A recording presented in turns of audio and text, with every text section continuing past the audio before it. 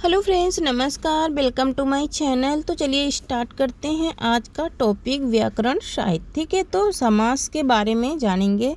समास संस्कृतिकरण को समास कहते हैं। दो या दो से अधिक शब्दों का परस्पर संबंध बताने वाले शब्दों को भी समास कहते हैं। और इनके कितने भेद होते हैं? तो 6 भेद होते हैं। ठीक है, एक संधि होता है कि दो वर्णों के मेल को कहते हैं, तो जहाँ पर वर्ण रहेंगे वहाँ पर संधि और जहाँ पर शब्द रहेंगे वहाँ पर समास हो जाएगा। ठीक है, तो पहला समास क्या है? द्वंद्व समास।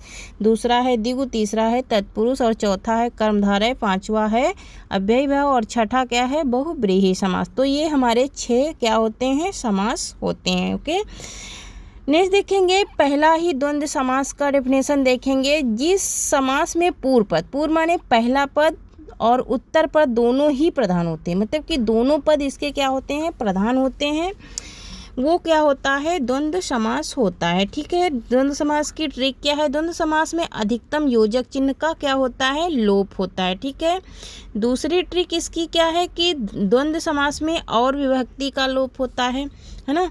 क्या होता है? एक तो योजक चिन्ह आता है और दूसरा क्या रहता है? और रहता है। विग्रह करने पर क्या होता है? और शब्द लग जाता है। ठीक है, किसमें? द्वंद्व समास में। ठीक है, तो यहाँ पर इसकी एक तो ट्रिक है हमारी योजक चिन्ह के द्वारा पहचानने की, और दूसरी ट्रिक हमारी क्या है?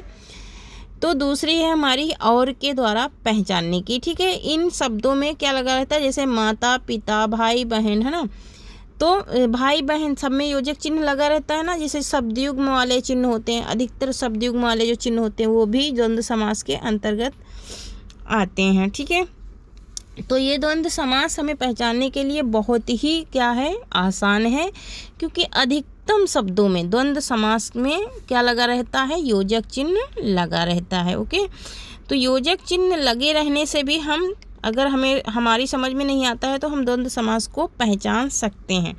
ओके, अगर योजक चिन्ह नहीं है तो और भी लगा रहेगा विग्रह करने पर, जैसे कि यहाँ पर देखो राम और सीता ना, तो राम सीता में योजक चिन्ह लगाया हमने। ठीक है, हमने योजक चिन्ह लगाया और हम विग्रह करेंगे तो क्या लिखेंगे? राम और सीता। यहाँ पर कुछ उदाहरण है। क्या है? पहला माता पिता, है ना, तो विग्रह हमने किया तो क्या हो गया? माता और पिता। ये द्वंद्व हो गया, है ना। राम कृष्ण, राम और कृष्ण। भाई बहन, भाई और बहन। पाप पूर्ण, है ना, तो पाप और पूर्ण। दुख सुख है, तो दुख और सुख है ना। तो सब में देखो योजक चिन्ह आया है। ओके, हर शब्द में योजक चिन्ह आया है और हर विग्रह में हमारे और लगा हुआ है। हर विग्रह में और शब्द लगा हुआ है और हर शब्द के साथ में योजक चिन्ह भी लगा है ना। यहाँ पर देखो माता पिता, राम कृष्ण, भाई बहन, पाप पूर्ण और दुख सुख, सब में हमारा योजक चिन्ह आया है। ओके, तो जितने भी शब्द योजक चिन्ह वाले रहेंगे ये हमारे क्या रहेंगे? द्वंद्व समास होंगे। अगर आ जाए दिन दिन, है ना, तो दिन दिन नहीं होगा। ठीक है, दिन दिन नहीं होगा, तब वो क्या हो जाएगा? अव्ययीभाव समास होगा। दिन दिन रात रात ये अव्ययीभाव समास में आता है। ठीक है, द्विगु समास। ओके, दूसरा है द्विगु समास। जिस समास में पूर्व, पूर्व माने पहला, ठीक है, संख्यावाचक हो, द्विगु समास कहलाता है। मतलब कि जो पहला शब्द रहेगा हमारा संख्यावाचक रहेगा, मतलब कि संख्या का बोध कराएगा। द्विगु समास में संख्या की प्रधानता होती, मतलब कि वो प्रधान होता है। संख्या जो होती है वो प्रधान रहती है। जैसे यहाँ लिखा है नवरत्न, है ना, तो 9 किसका बोध करा रहा है? 9 संख्या का बोध करा रहा है। किसका बोध करा रहा है? 9 संख्या का बोध करा रहा है। इसलिए यहाँ पर क्या है? देखो, 9 संख्या का बोध कराया, 9 रत्नों का समूह, है ना। यहाँ पर सप्तदीप, 7 दीपों का समूह, मतलब कि 7 संख्या का बोध कराया। यहाँ पर त्रिभुवन, त्रिभुवन मतलब कि 3 भुवनों का बोध कराया। सप्त मंजिल, तो सप्त माने कि 7 मंजिलों का समूह, है ना। 7 मंजिली कोई इमारत हो सकती है। ठीक है, नेक्स्ट है हमारा तीसरा कर्मधारय। जिस समास में पूर्व पद विशेषण और उत्तर पद विशेष हो उसी क्या कहते हैं? कर्मधारय समास कहते हैं। ओके, और इसमें ट्रिक क्या है हमारी? विशेषता बताने वाले समास को विशेषता बताने वाले समास को कर्मधारय समास कहते हैं। ओके, जैसे यहाँ पर है काली मिर्च, तो काली क्या है, हमारा विशेषण है, और मिर्च है उसकी क्या बता रहा है, विशेषता को, मतलब कि काली क्या कैसी है, मिर्च काली है। ठीक है, तो काली की विशेषता को बता रहा है कि मिर्च काली है, और मिर्च क्या है, विशेष हो गई। ठीक है, मिर्च क्या हो गई, विशेष हो गई। काली है जो मिर्च, है ना, विग्रह करेंगे, काली है जो मिर्च। ओके, तो यहाँ पर काली है जो मिर्च, तो काली जो काला रंग है उसका, उसकी विशेषता को बता रहा है कि ये रंग क्या है, काला है। ठीक है, जैसे कि यहाँ पर 9 रत्न, तो 9 संख्या को बता रहा है ना, यहाँ पे 9 संख्या को यहाँ पे बता रहा है ना, यही बात उसमें भी है कि पहला पद ही उसका विशेषण है।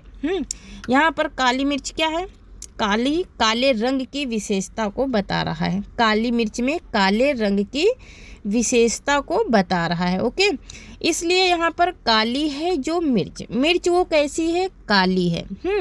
और मिर्च क्या है, विशेष से है।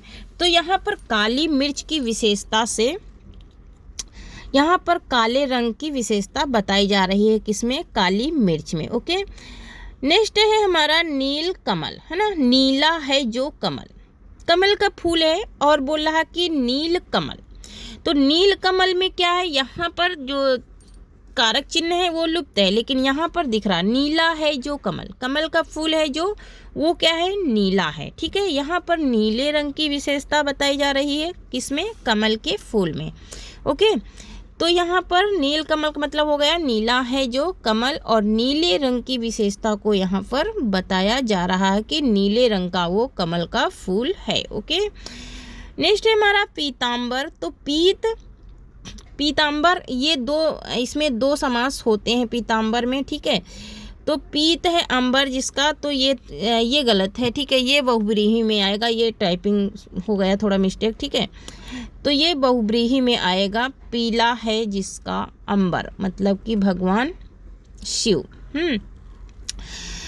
तो यहाँ पर नेक्स्ट है हमारा अव्ययी भाव समास। अव्ययी भाव समास, जिस समास में पूर्व माने पहला, ओके, पूर्व माने पहला, अव्यय हो और अव्ययी भाव समास कहलाता है, वही अव्ययी भाव। इसके नाम से ही पता चल रहा कि इसमें अव्यय लगे शब्द आते हैं। ठीक है, ट्रिक इसकी क्या है, तो प्रत्येक उपसर्ग वाला शब्द, कैसा, प्रत्येक उपसर्ग वाला शब्द अव्ययी भाव कहलाता है ना, प्रत्येक उपसर्ग वाला शब्द क्या कहलाता है, अव्ययी भाव कहलाता है। जैसे यथा स्थान, यथा यहाँ पर क्या लगा हुआ है, अव्यय लगा हुआ है ना, जो यथा शब्द है वो हमारा अव्यय है। ठीक है, तो यथा स्थान मतलब कि स्थान के अनुसार, स्थान के अनुसार।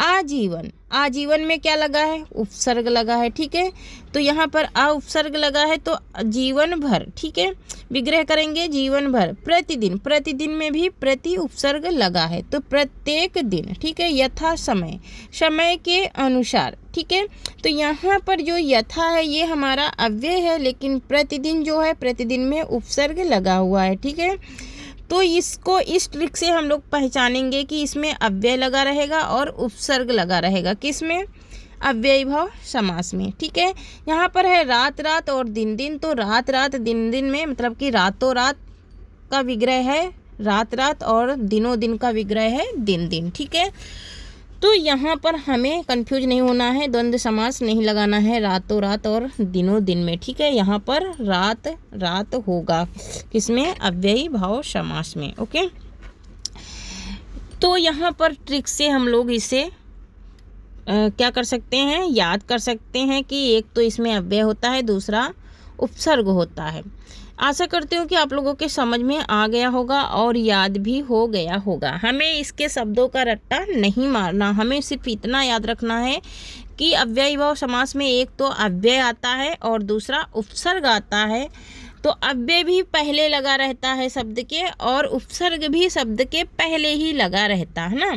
और पूर्व पद क्या होता है, अव्यय, मतलब पूर्व माने पहला, पहला पद जो है वो अव्यय ही रहता है। ठीक है, तो नेक्स्ट है हमारा बहुब्रीही समास। बहुब्रीही समास में क्या होता है, जिस समास में दोनों पदों के माध्यम से, मतलब दोनों पदों के द्वारा एक विशेष तीसरे अर्थ का बोध होता है, मतलब कि कोई तीसरा अर्थ क्या होता है, निकलता है। जैसे कि उसे क्या कहते हैं, बहुव्रीहि समास कहते हैं। ठीक है, जैसे यहाँ पे तीसरा अर्थ निकल रहा है दशानन, है ना, तो 10 मुख हैं जिसके, 10 मुख हैं जिसके, अर्थात किसके हैं, किसके हैं 10 मुख, तो रावण के हैं। किसके हैं 10 मुख, तो रावण के 10 मुख हैं। ओके, तो अर्थात रावण यहाँ पर तीसरा अर्थ निकला हुआ है। ठीक है, रावण जो है तीसरा अर्थ निकला हुआ है। ओके, तो दशानन मतलब कि 10 मुख है जिसके, वो है कौन, रावण है। नीलकंठ, नीला है कंठ जिसका, अर्थात कौन है, शिव जी, है ना।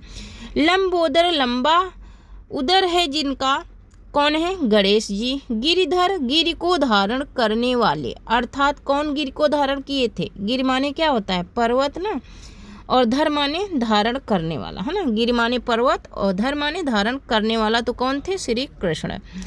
अब नेक्स्ट आता है हमारा तत्पुरुष समास आता है।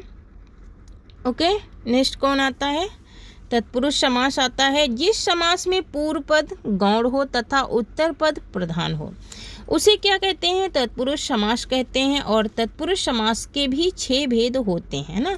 जैसे आप लोग कारक पढ़ते हो ना, तो इसमें 6 विभक्तियां लगती हैं। कारक हमारे 8 हैं, लेकिन यहाँ पर 6 समास के हिसाब से 6 विभक्तियों का ये क्या है, तत्पुरुष समास में 6 विभक्तियों में कारक बनता है। तो पहला है कर्म तत्पुरुष, दूसरा है करण तत्पुरुष, और तीसरा है संप्रदान, और चौथा है अपादान, पांचवा है संबंध, और छठा क्या है, अधिकरण। ठीक है, ये विभक्तियां लगती हैं किसके साथ में, तत्पुरुष समास के साथ में, है ना। ये कारक विभक्तियां लगाई जाती हैं किसके, तत्पुरुष समास के साथ में। ओके, तो यहाँ पर हम लोग इसके से देखेंगे। जैसे रोग मुक्त, तो रोग से मुक्त, है ना, तो रोग से मुक्त हुआ तो अपादान हो गया, है ना, तो अपादान हो गया, रोग से छुटकारा मिल गया उसे। जैसे यहाँ पर है पहला कर्म तत्पुरुष, है ना, तो इसकी ट्रिक क्या है, को का लोप होता है। इसकी इन शब्दों में को लगा रहता है, जैसे मतदाता, मत